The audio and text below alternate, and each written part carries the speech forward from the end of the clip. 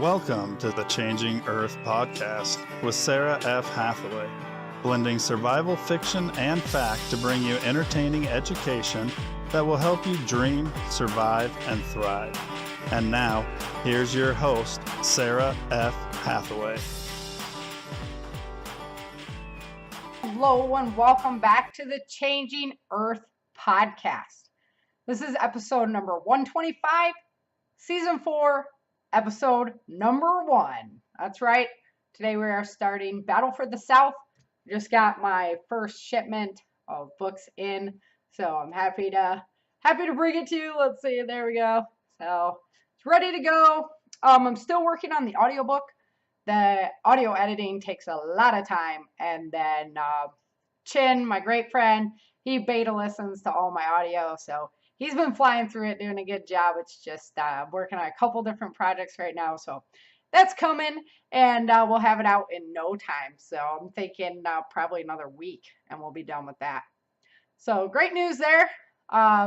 Today, exciting show, because we're starting the new book.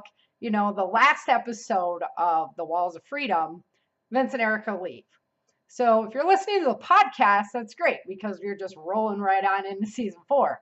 But all my readers out there, they get a little bit grumpy with me for ending the book where I did. So got it out as fast as I could there, and Battle for the South begins today. So we're going to find out what happened to Vince and Erica.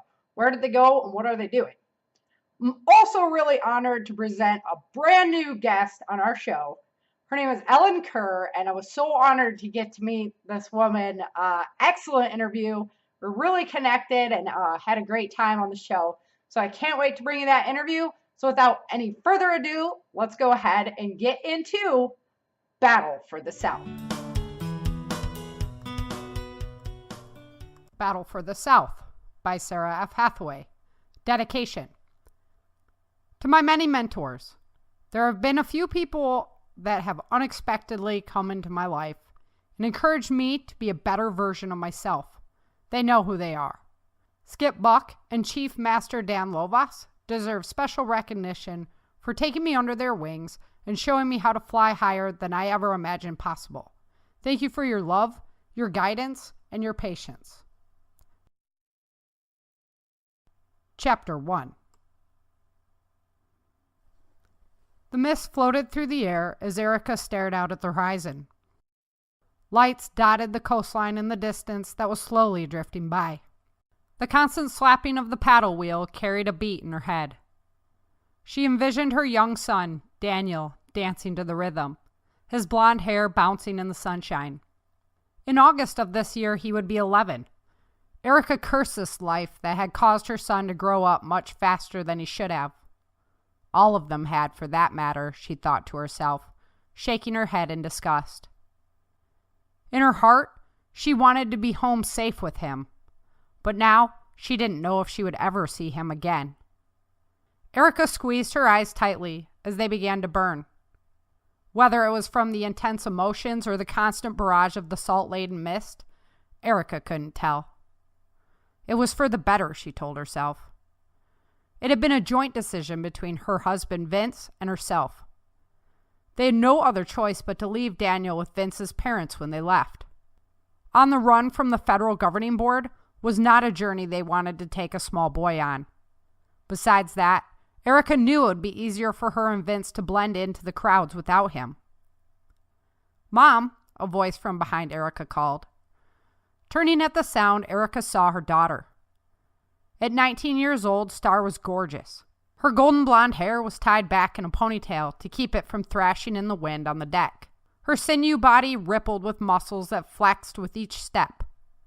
Erica was so proud of the life Star had carved out despite a lifetime of trials and tribulations.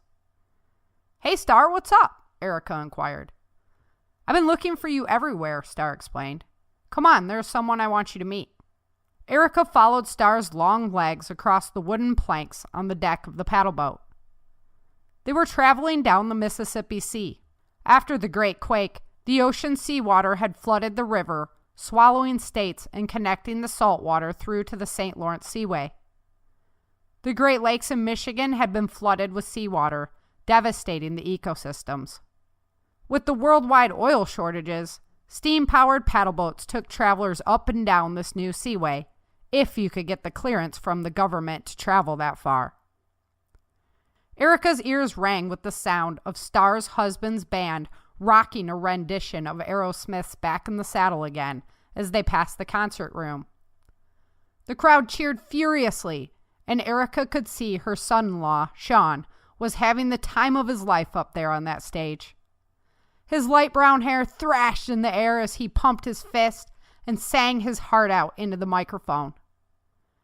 He and Star had gotten married 2 winters ago while they were stranded in a cabin in Montana. Erica and Vince had approved of the match. They felt he was an honest man with a solid work ethic and a passion to entertain.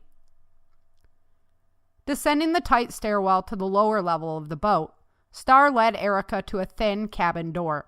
Inside, she found Vince. He was wearing a baseball cap like he normally did, and his curly hair barely peeked out under it. His hazel eyes housed yellow stars around his pupils, and she watched them focus on her as she entered. He had been conversing with a caramel-skinned man with short black hair. Rippled with muscles, his large body turned, and his green eyes met hers.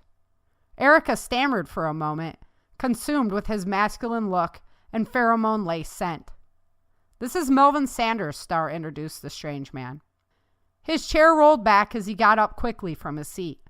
Walking over towards Erica with his hand extended, he declared, "And you, ma'am, must be Miss Erica Moore." His eyes sparkled, delighting in the experience. "In the flesh," Erica replied. "It is truly my honor, ma'am," Melvin said respectfully. "I'm happy to extend the resources of the Texas militia to help you on your journey south." Vince was confused. Texas militia? Yes, sir, the federal forces could never take southern Texas. And the refugees that have escaped have formed networks of their own militias across the United States. After all, we are Americans. We have the right to defend ourselves from all threats, both foreign and domestic, he explained passionately.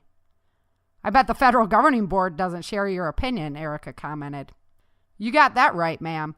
They would have taken our land years ago if the citizens of southern Texas had allowed it. But that's neither here nor there. The governor of Texas would like to meet you. I'm prepared to take you and your husband to meet with him.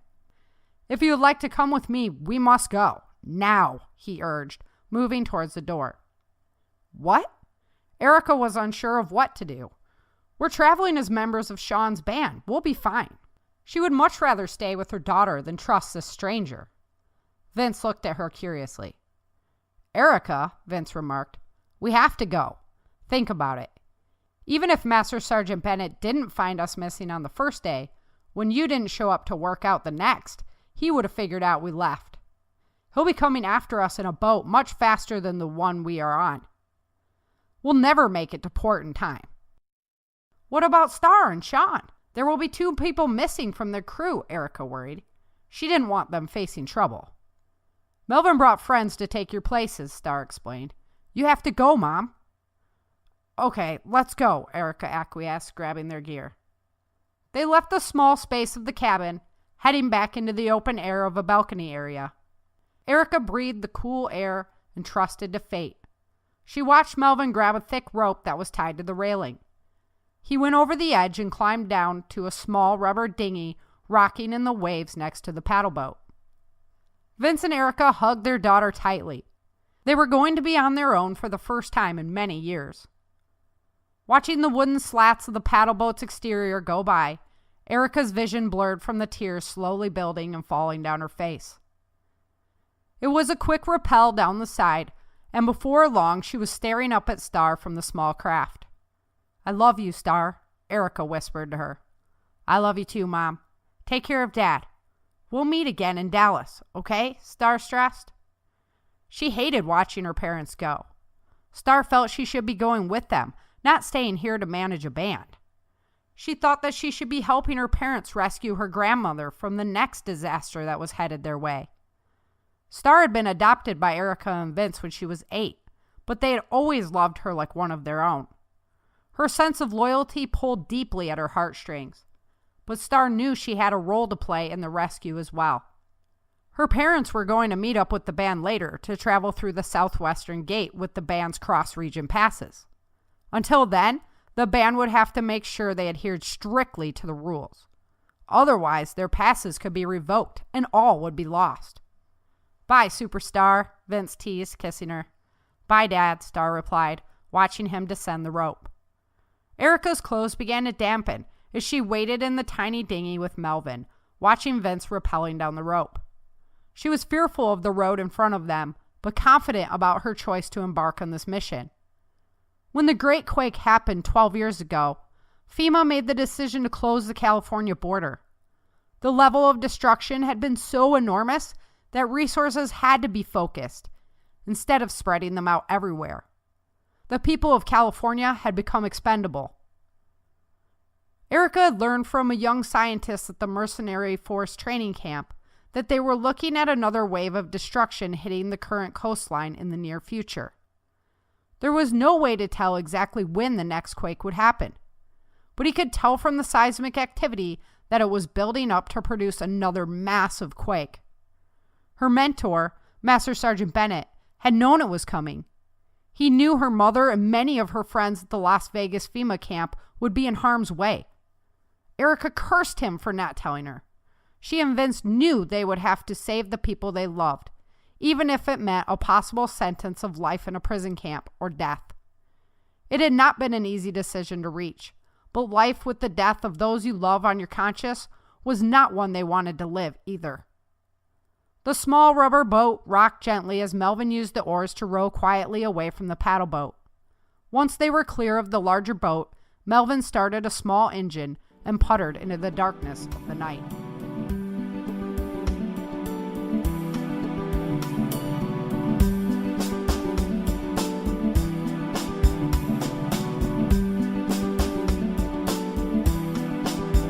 As you can see, Vince and Erica decided to take matters into their own hands.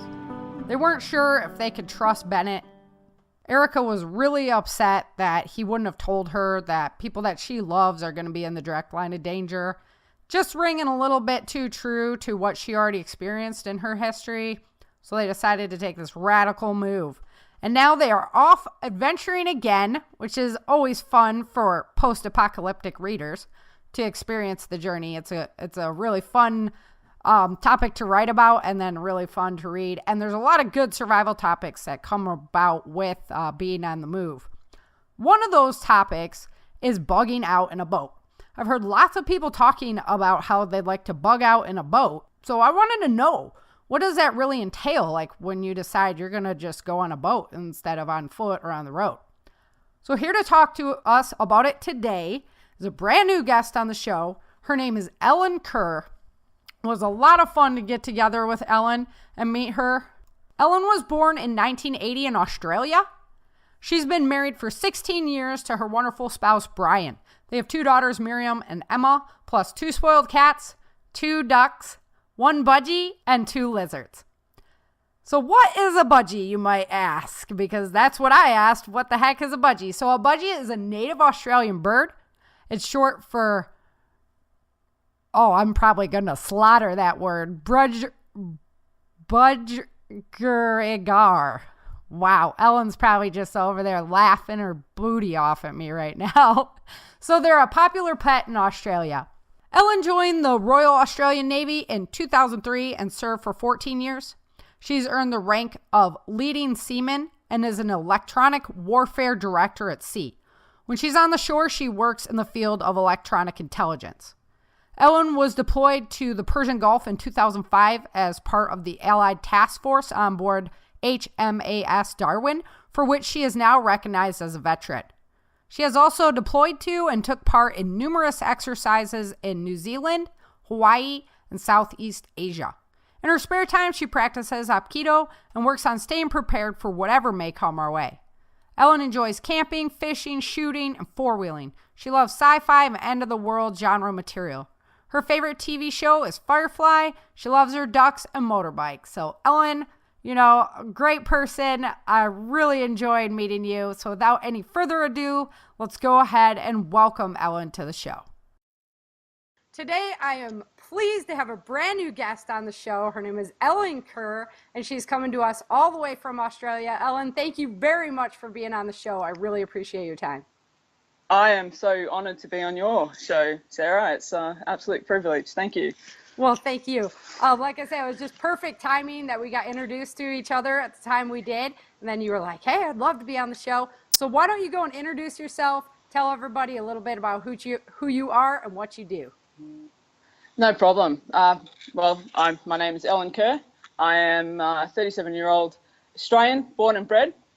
For the past 14 years, I've been a member of the Royal Australian Navy as an electronic warfare director, and I made to the rank of leading seaman. I am married with 2 children, 18 and 11, 2 girls, and I am a fan of obviously the preparedness mindset. I like fishing, shooting, camping, and I'm also a little bit of a sci-fi fan as well. So I like my favourite show is Firefly. I live in just near Australia's capital, Canberra, a little place called Chernobyl. I live in the suburbs for the moment. Currently saving to buy a piece of land out west New South Wales, the state where I live. Nice. That's about it. Yeah, that's awesome. I just love the background. Congratulations for serving your country and really stepping up. No problem. There. And we're talking a little bit about before the show about how special it is, that as a woman you get to be in the position you're in nowadays. So that's just excellent. So way to go, like carving that new road. It was a hard slog, but I'm really happy that I've done it. And I've served in the Middle East and areas like that. So I can actually say that I'm a veteran. So that's as phenomenal. Well. Way to go! Like respect. No, so thank you. This is my very first episode of the brand new book. So you're going to be on the very first episode of Battle for the South. So not only welcome to the podcast, but you get to be the trailblazer here for us. So no worries. So in this chapter, Erica is kind of dealing with trust issues between her and Master Sergeant Bennett. So she doesn't know how can she trust him because he won't share the information that he knows about what's going on in the world. So this is kind of where she's at. They end up going on the run. They're out in the Mississippi Sea on a boat with her daughter, and they're out. Okay, so they're headed out on this boat, traveling with the band down the Mississippi Sea, and to get off the paddle boat and get to safety, they end up taking this dinghy to this fishing boat. So I've always been curious because people talk about, when the stuff hits the fan, I'm going to get in my rowboat and I'm going to just cruise on the river forever.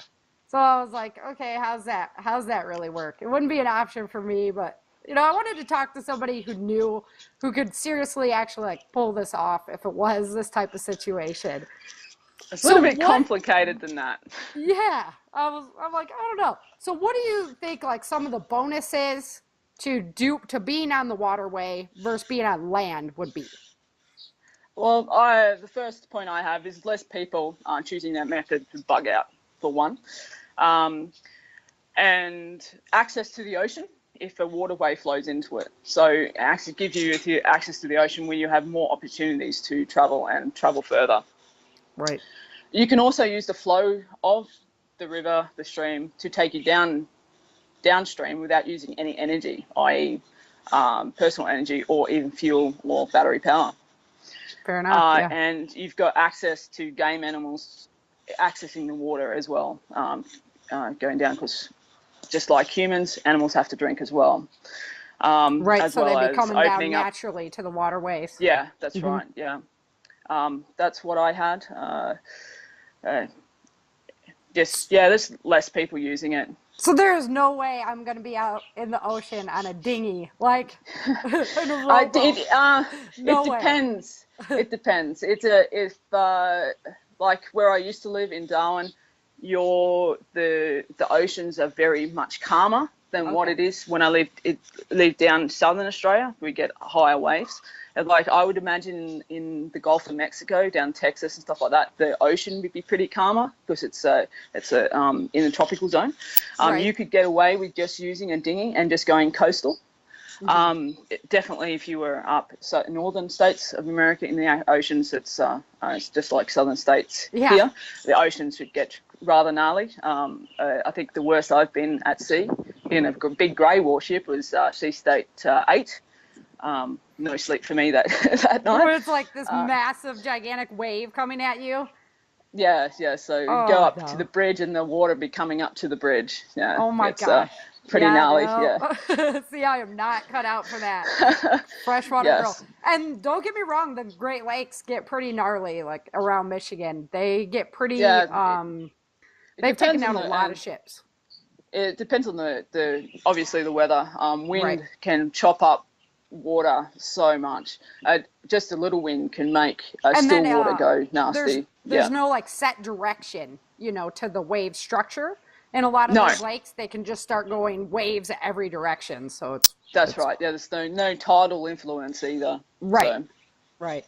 So okay, so if you're considering this option, you're right by a major waterway. It's looking good. What kind of boat would you suggest? Like, what? So there's the three types that I'll go through today. So aluminium here in Australia, rubber, or fiberglass. I'll go through the pros and cons of each if you like. Okay, so pros of an aluminium boat are lightweight, durable, carry large loads, and can be repaired. The cons, they're bulky, lots of vibration on the power and hard on the body. It's a really hard ride in an aluminium boat. Depending if you're going to be sitting on the metal seat for a while, you will get a sore bottom. Right, you need a cushion with a little cushion. Trust me. Yeah. I have a little 3.6 meter, which I used to fish in the territory, and not only does it get hot, it's hard on the body. Yep. So rubber, the pros, able to be deflated, easily repairable, lightweight to carry when inflated. The cons, heavy to carry, deflated for one person, damages easily, and you weight restrictions in them.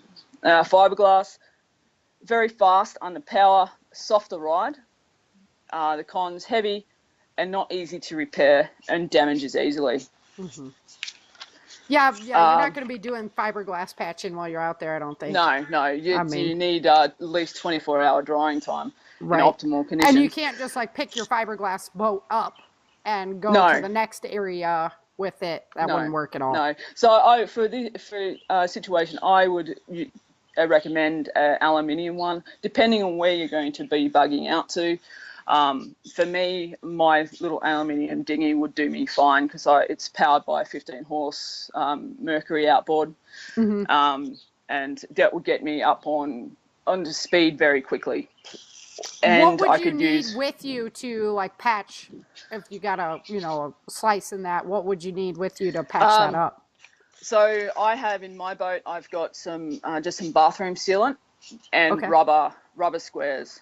They have those new you can patch anything with it, the rubber sealant stuff. Yeah. So I've had to do that before. I've hit a rock and put a hole in the bottom of mine. I just used the bathroom sealant to cover it up because it can be applied to wet surfaces. So that's what I use. And depending on the size of the hole, you need rubber squares, and you would put one on the inside and one on the outside. Right. And that's pretty well seals it up.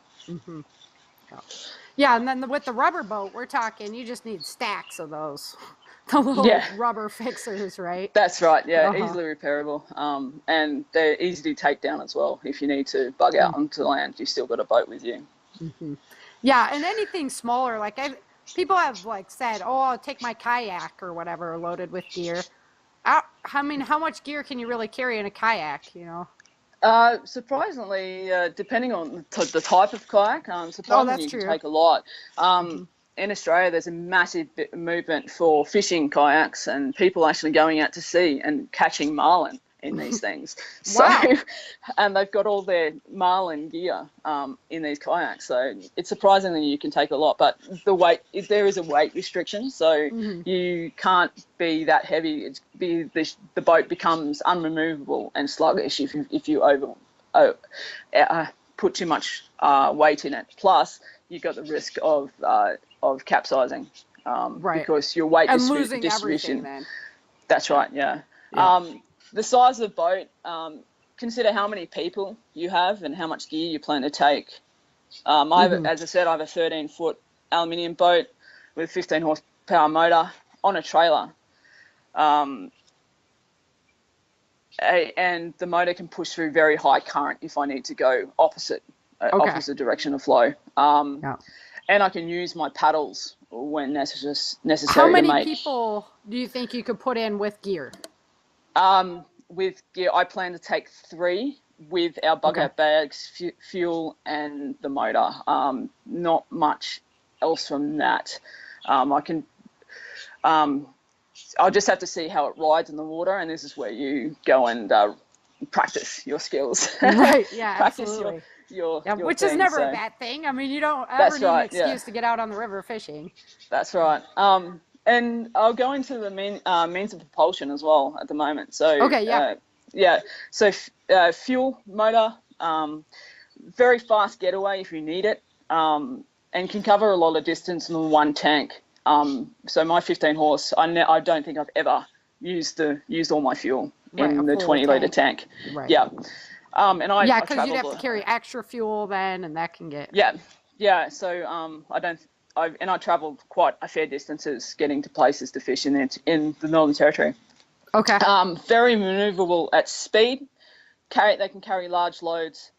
Cons: the motor is very heavy and awkward to carry when you're getting it off the boat if you need to bring it ashore. Mm-hmm. Fair enough.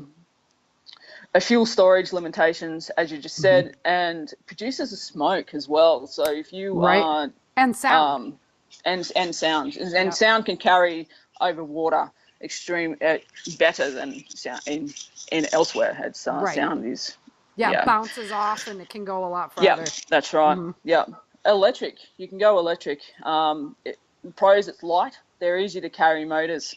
They provide very little noise. Batteries can be recharged. They're very slow though. So would you carry like a solar charger then for recharging those batteries? Yes. So you would have to have quite a 2 with, I'm not sure of the wattage, but you'd have to have two large panels to recharge those batteries, and they're quite heavy. What do they call them? They're boat batteries basically, so they're very heavy. But in the pros in that, the batteries are pros and cons, but you can repurpose the batteries for other things as well. Fair enough, so you could use your boat to bug out to a location, and then you've got the batteries to run with you as battery storage. So also the electric motors can't carry too much of a load in the boat. And then you've just got paddles and oars. Silent, no fuel, batteries, and paddles are easy to make. Yep. Cons: are slower transit, physical exertion on the body, and harder to move. Harder to move a heavier load, plus maneuver a heavier load with paddles. Yeah. So. My husband and son were out. We were out with the survival team, training, and my son's hat blew off, and so they're trying to maneuver around to pick up his hat, right? And they just keep going in circles and circles. Everyone's like, "What are they doing?" So the oars can be challenging to get lined up exactly where you want. You can't just flip it around, So if you had a high flow in your system that you're going to use to get away, you could just use your paddles and as just for maneuvering and using the flow of the river to take you downstream. It'd be kind of challenging to try and oar upriver. Good luck with that one.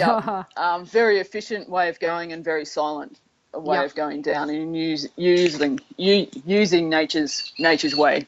You're not using any physical exertion or fuel to get you down. Right. But I would have a motor just in case, those marauders or pirates come around. So you've got something. You've got a fast getaway. Yep.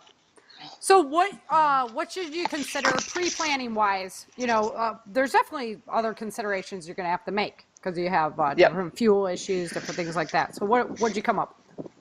So what type of waterway you plan to use? River, Right. lake, coastal ocean? Where your Bugout location optimally is going to be, or are you going to just go be a nomad? Right, forever on the boat? Yeah. That's right, yeah. How long your transit's going to be? Because if you've got 2 or 3 day transit, you've got to stop and you've got to have rest breaks on board. If it's a little boat like mine, you can't really go to the toilet on. Right, yeah, you're just hanging off the edge. That's right. Especially in the Northern Territory, you'd have snapping handbags after you. Yep. So hazards, locks, dams along the route. It's Yeah. If there's major dams, how are you going to get past them? How are you going to get through them? Pretty much all our recon waterways are that way here in California. Yeah. I don't think it would be a real logical decision for anybody out here. No, we don't. We have very little dams in Australia. It's the greenies have stopped that happening in Australia. Plus, the greenies, I like that. Yes, it's we very little that we can do in Australia. Yep, that's California. We call it the Iron Curtain. Yeah. Recon route in every season and in different times and after rain. Of course, the conditions of your waterway will change. Yeah, rapidly. Yeah. And this enables you to see where the hazards are and possible beaching spots and stuff like that. Right. What I would do is print out the system from Google's and mark where the hazards are and where the places to stop and stuff like that. Yep. On your recon, and then laminate it and then keep the map in your boat for when you need to do that. Yeah, that's an essential. Yeah. What gear you're planning to take, you need to consider that. How many people? Are you just going from point A to B? You don't need to have as much because you have the stuff already at point B. That's right, yeah. But how many people you're going to take? Me, it's just my family. I can't afford to take anyone else. Don't have the space and the weight restrictions on that. Right. Max weight that the boat can carry. You don't want to be overloading your boat. What's upstream? So industrial zones, nuclear plants and stuff like that. If they get hit, you might not want to be using that waterway. Right, because not only then is the water contaminated, but the fish, everything. Yep. The fish and everything, stuff like that. Yeah, I've heard about during Katrina, they were up on rooftops fishing, to feed themselves because they're stuck on the rooftop. No. And I'm like, well, that's all well and good, but that floodwater is always disgusting. I mean, it's always people getting like that flesh-eating disease and stuff sometimes from it. And so now you're catching fish out of what, and eating it. And I understand you got to eat. You gotta eat. Yeah. Fish can store a lot of bad things in their body too. So, I think that the studies from the Fukushima radiation, the radiation levels in the fish just around the plant have just gone through the roof. And then you've got that slowly creeping across the Pacific and the whole coastline. Which is excellent. That's like crabbing US, industry, everything, that's right, Yes, it's you just terrible. It's terrible when you think about it, and the robots that they're sending in now are built to withstand 250 rads, but they're like over like a 12-hour period, but they're dying out in like an hour. Wow. So it's like still a little too intense. That's right, yeah, and then just having to dump these robots in there, so they're gonna have a backup of robots inside the reactor. It's pretty scary actually when you think about it. The history books will let us know the long-term ramifications of what all that's going to be, because I don't think it's over. Yeah, just Jeremy Wade, the guy that does the fishing show. I'm not sure if you see it over in the US. He did one on Chernobyl plants catching catfish out of the massive cooling lakes there, and they're stunted growth. One of them had a 2 mouths. Yeah, it's pretty. Right? Yeah. They have a nuclear plant over on Lake Erie, and a couple of the fish, you know, they would find them with like 2 heads and stuff, and like, awesome. Yeah, scary prospects. So that's interesting though about Chernobyl, because around on the land masses, like the red deer have rebounded there in numbers that don't exist anywhere else, and because nobody wants to go in there.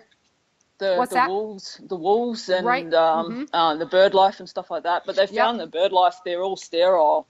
There's only a few out of the clutches. There's only a few birds that actually can reproduce. The rest of them are sterile. So they're coming in to live there from outside then. Yeah, it's got to be what's happening. That's right.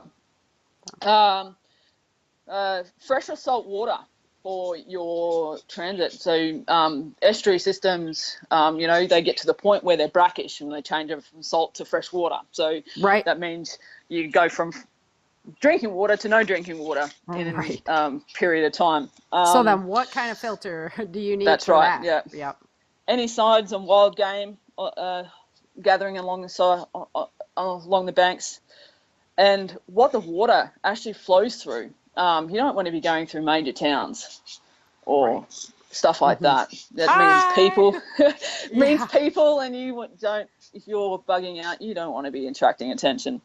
And then getting to the ambush points along the route as well. So you've got to be aware of future, if someone's going to try to take your gear, where it's going to happen. Yeah, pre-plan that all on your map. Yeah. That's all I had for sort of that one. Yeah, let's go into, since we're already there, let's go into the security questions on it, because to me, so in California, we only have so many rivers, and they flow down the mountains. And if we lost our water, basically if the grid went down and the city systems weren't working anymore, anybody with a solar well is going to be okay. You know, but anybody who's on the city water, the water's not working anymore. Well, I guess it might work for a little bit till the plants went, you know, because it doesn't run on the power. It still goes while the power's out. Yeah. But eventually you're going to be looking at it, they're going to be headed towards the rivers. That's right, so to be floating down the river, right? Yes, that's right. Yeah. And coastal as well. People will head to the coast. You get more resources at the coast as well. And that's an example in Australia too. You've got more people living on the coastline of Australia than what you have inland. So it's, California people gather on the coastline. So So and I know, like in Michigan, we have these huge lakes, and there's islands out in the lakes. So you're gonna go to the island. Well, so are all those other people. So many other people, right? So many other people. My ultimate bug out location, which I can't really get to where I live now, where I'm posted to now, would be back in the NT, and because it's sparsely populated and I can use my boat on the coastal areas, I've got a few little islands that I have mapped out as my location to go. But for me to get there, if something happened tomorrow, it's a 3,000 kilometre trip for me to get back up to home. So you're like, okay, that's like us, you know, we've got family in Texas as well, so it's like something were to happen. Do we head to Texas? I'm like, you know how much gas we're gonna have stored, and then that's like half our vehicle, you know. That's right. Yeah. The possibilities are endless, really. But we're sort of lucky that if I head west, I'm not going to hit very many people, because people are going to go the opposite direction for me. So and we have major river systems out west that I could use and stuff like that. So that's where I'm going to be looking on it. Going to be using to look for a property for myself is out there. It's a lot hotter and arider, but less people there. That's what I like. I'm not a big fan of living in suburbia. I like to have Me too. I like to be able space. To walk outside and go shoot, and not have to worry about it. Don't let me get started on the firearm laws in Australia. That'd be a whole different... I'm sorry I said anything. I'll just retract. So that's a whole different podcast. So ambushes from the side is going to be an issue. Other people on boats, right? Yes, Pirates, that's right. basically. They're going to be like jumping you. That's so that's where I would stick to having a motor on your boat. So you've got that fast getaway. You can even make it look like, oh, we're struggling. Yeah, and just stick it in and have a one fuel tank reserved for emergency bug out and sort of get out of the area sort of thing as well. So there's also not a lot of cover on a boat. No. No, you don't. There isn't, but there is ways that you can prevent people coming to try to take either your things. So what I've seen in the Navy is that when we've done water protection sort of stuff, is that they have spikes coming out the side of their boat to stop people from coming alongside them. So the craft that we use are rigid inflatable, so they've got a inflatable collar on them, so you can come up alongside boats and bounce off and stuff like that. You could get spikes to be able to pop their boats like and armor? Stuff like that. Is it more armored as far as like thickness, so that you can't just shoot the boat and sink it? You wouldn't have much protection from an aluminium boat in that regard. It's quite a soft metal, so it would go through. Right. So forget shooting at the people, just shoot at the boat. Yeah, that's right. Shoot at the boat and take it out. Shoot at their motor, so they can't motor anywhere. But that obviously puts you under. So they're shooting at mine, so we'll shoot at yours, sort of thing. Yeah, so fair enough. Yep. And have your firearms in your boat and personal protection as well. It's going to be very hard to do, but I would just use the traveling at night, using paddles or electric motor, and using the flow of the water. Oh, that's true. At nighttime, you'd be at nighttime. All set, as long as you don't make a lot quite of noise. Silent. Oh. That's right. Yeah. So where was I? Yes, so personal protection, using a motor to get out of there quickly, and then traveling at night, using the silence methods of propulsion to get away. That's at the most what you could do. If someone was going to use 2 or 3 boats to corral you, I'd probably kick in the motor and head in the opposite direction and run. Right. And run. Yeah. Find someplace else to make sure. So that'd be the issue for me. And then like when you go on shore, you want to go get some hunting or something like that. Well, how do you know that somebody hasn't basically already claimed that territory? That's right. That kind of situation. That happens here as well already. It's like people are claiming they're bits of river and you can't hop off on the land, but rivers are open. You don't have private ownership to rivers or waterways. That's in Australia. I'm not sure what it is in the US, but I think it depends on the state largely. Yeah. Of course. It depends on the individual state and how much water you have. But I believe in California, like the first 5 to 8 feet or whatever is all. Yep. You can stop there. So. Yeah. Yeah.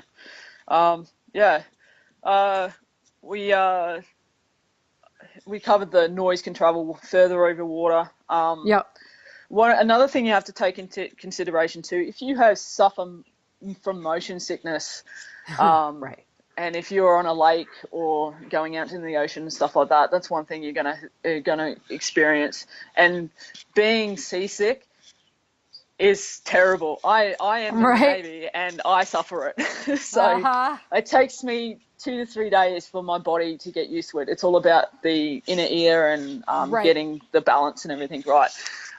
So the first few days for me, especially if it's rough, is terrible. But there are people that I work with that just get sick when it's and stay sick for the whole time, and it's terrible for them. And they have to take the drugs. That's probably not. If you're gonna get that sick while you're doing it, you should probably not be doing that. I don't know. Yeah. Especially sitting down in the console and doing your job where you've got to be focused and not. And how I fix it is looking at the horizon. Yeah, it's not a good feeling. So I take the travel calm or whatever, and that's what you need to take. Plus, if you are vomiting all the time, that makes you dehydrated. And plus, being on the water, if you're being exposed, is going to make you more dehydrated as well. So that's one thing. That can go from bad to very bad very quickly. Being motion sickness. So we've had people that have had to go on IV drips because they were dehydrated that much. So an IV drip is not something I want to do in a post-apocalyptic situation. I'm all set there. Wind can make your travel very dangerous, especially in a small boat. You can get those waves that get kicked up by the wind can swamp your boat very quickly, and very easily. And it's detrimental to yourself as well. That's right. Chapped and things like that. That's right. Yeah, and it can put you off course as well. If you're trying to go one direction and you've got wind blowing against you, your physical exertion, if you're rowing, is going to be twofold. Yes. Yeah.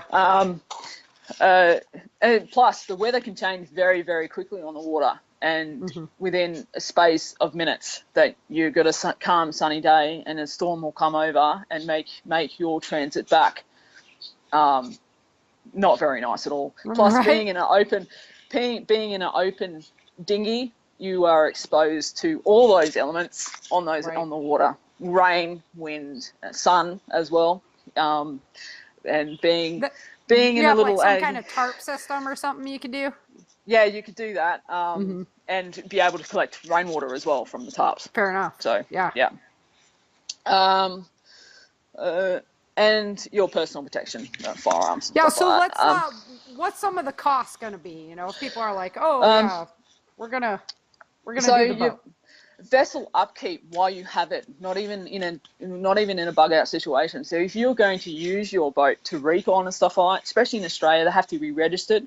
Yep. And you have to be licensed. Yep. Plus your trailer has to be registered. So you need to take those costs into account. Yeah. Plus your maintenance on the motor as well. You've got to every year got to change your spark plugs out. I only have a 2-stroke, so I can do that myself. But a 4-stroke engines are heavier as well, and they are harder to maintain. Right. Those big fiberglass boats have I have a buddy who's got like the yacht boat with the twin engines and all. I'm like, dude, no. You're going to need so much fuel for that thing. It's like, that's right. Yeah. Incredible. Yeah. Fuel's not going to be a ready resource. Right. A trailer maintenance as well. You've got to, if you're using your trailer in and out of the water, especially salt water, you're going to have salt water ingress into your bearings on the trailer, which are, you're going to have to change your bearings out all the time, and make sure that your trailer is going to be in the optimal conditions to get anywhere. If you've got to drive your boat to a place where you're going to bug out to. Right. Yeah, and if you blow a tire out along the way or something, you're pretty much done. That's right. Yeah, but in saying that though, aluminium boats, they're quite cheap, and so my whole setup with the trailer, boat and motor is around the 4 to 5 Australian dollars, 1,000 Australian dollars, so a bit cheaper in the US. So yeah, that's my setup that I have. That's not bad. Yeah, so it's not just I use it for fishing. I use it for mainly use it for fishing, but I don't owe anything on it. It's not. I bought it outright, so that's one thing to think about as well. Your emergency gear bags, not just for your bug out, the emergency gear bags for the boat. So you're going to have, if you're going to use it, if you're using it coastally, you're going to have what they call an EPIRB, emergency beacons, flares, bailers, all that sort of jazz, and that life jackets as well. So that's one thing, and that's another bag that you have to have in your boat. Right. With your bug out gear as well. With your bug out gear. Yeah, that's right. All your kids' stuff. Yeah, that's right. Spare parts for the motor, so your spark plugs, your impellers, impellers and propellers. So impeller is the little thing. It's a little propeller inside the motor that sucks up the water to cool the engine down. So outboard motors use that as their cooling for the engine, and then it flops out. Yeah. So impeller and propellers. Tools for maintenance. gotta have your tools to maintain the boat, plus your repair kits for the boat itself. Keeping your fuel fresh and the oil to go with it. Two-stroke, you have to mix your oil and your fuel together. Yep. Does that make the oil deplete? Does it make it go bad even faster when you're doing a mix like that? It does. Okay. Yeah. So you've got to. I would recommend having your fuel in your fuel tank for your boat, but mixing your oil in later, and don't forget it, because your boat, your motor, you're dead in the water. Very long. Yeah, that's right. So two-stroke fuel will go off. It's about 3 months, they say. Okay. When it goes till it goes off, but that's your time frame. What about when it's by itself? The additive. Oil doesn't go. Your fuel, normal fuel, because it's normal fuel. You're just adding the oil to it. It's just the same time frame as what normal fuel is if you're leaving it. What is it, about 6 months or so? Yeah, 6 months. You have to keep. I thought. Yeah, keep rotating it, and you can add fuel additives to it as well that will make your fuel last longer. Yeah. I forget what the product is in Australia, but you just add it to your fuel and it will keep it fresh. Right. That's one area I need to pick up on, the fuel storage. I've been slacking there. That's one thing for me my as well. Husband and I I'm like, dude, we're slacking so hard on fuel storage. Yeah, especially for you too. That's another wildfire risk as well. You don't want to have that fuel storage near your house, especially being in a log cabin. Well, yep, exactly. We're like the tinder box on top of the hill. yeah. So I that's where you could bury it. Yeah, fair enough. Yeah. But again, you got to dig it up and rotate it. Right. Yeah. Yeah, so I think the rule for suburbia in Australia, you're not allowed to store any more than 40 litres in a garage. Anymore, it has to be outside, away from a dwelling. That's like in its own storage tank. I think we have similar laws like that, because I know one of my friends has a lot of big tractors, so he has a diesel refill station basically on his property, and it's a good ways away from the house, like the propane tank. So. Yeah, that's right. Was there anything more you needed to know? That's pretty much Bugout. I wanted to just get into it because I've done an episode a while back, but I was focused more on like being resourceful and trying to make anything work. So right, the first episode of my very first podcast. Yes. This time I wanted to focus more on like the realities of, okay, so this could be a viable idea. You travel a lot faster, you know. And it'll be less crowded, and definitely in that first couple of weeks of a SHTF situation, that your waterways are, everyone's probably going to get in their car and go on the roads. That's what I predict anyway. Not many people are going to think, I can use my boat to get out of here. And if you're going from like point A to point B in that first couple days, that's right. You'd go. I would go really quickly. I'd pack up and say, right, let's go. I have a camper trailer as well, so where I could take, I've got a frame that goes on my camper trailer and put the boat on top of that, so we could drive, get to there and use the boat after that. Perfect. So I've got a few options that I have banked up, ready to go, just depending on what the situation is and where I decide to. And it could be like a really useful tool as well if you had to like flank around somebody. You had people come from land and send in the water. That's right. So. So I'm not sure if you know what a camper trailer is. It's sort of like a pop-up sort of camper, but it's just like a box trailer with a camper trailer that sort of opens the camper part that opens up like that and it folds down just like a box trailer. So that's what I have. So it's like a tent that just pops out of the box. Yes, that's right. Yeah. Yep. Perfect. Yeah. And in Australia too, we have rooftop tents that go on our cars as well. I've seen those. I'm like, that's so awesome. Like, I would like that. That's pretty cool. That is. So. All right, Ellen. Well, thank you so much for joining me today. It was an honor to have you on the show. Pleasure. No worries. Thank you. Yeah. Thank you very much. As I said, it's a pleasure to be on your show, and look forward to your new book. Yeah. Thanks, Ellen, so much for coming on the show, taking the time to prepare all that great material. on, different boats we can use and the different options there are to bugging out in a boat. Definitely a good interview, some great notes, and some great material there.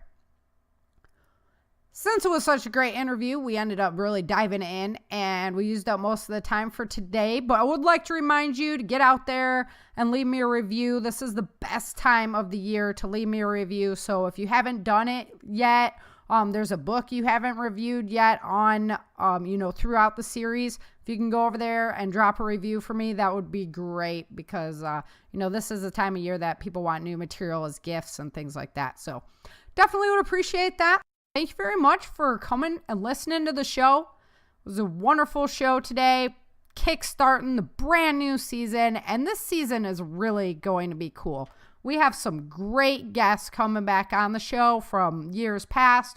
We have some awesome new guests, some wonderful people that I've been introduced to. So definitely a rewarding year and an interesting time of the year to try and put it together with everybody's crazy schedules. But you know what? It's working out pretty well and it's going to be a lot of fun. So something to look forward to. Enjoy yourself. And until next time, remember, dream, survive, thrive. Thank you for joining Sara for this episode of the Changing Earth podcast.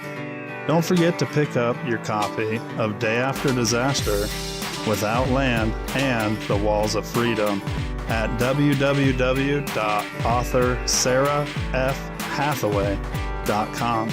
If you love this podcast, please head on over to iTunes or Amazon.com and let everyone know by leaving a review.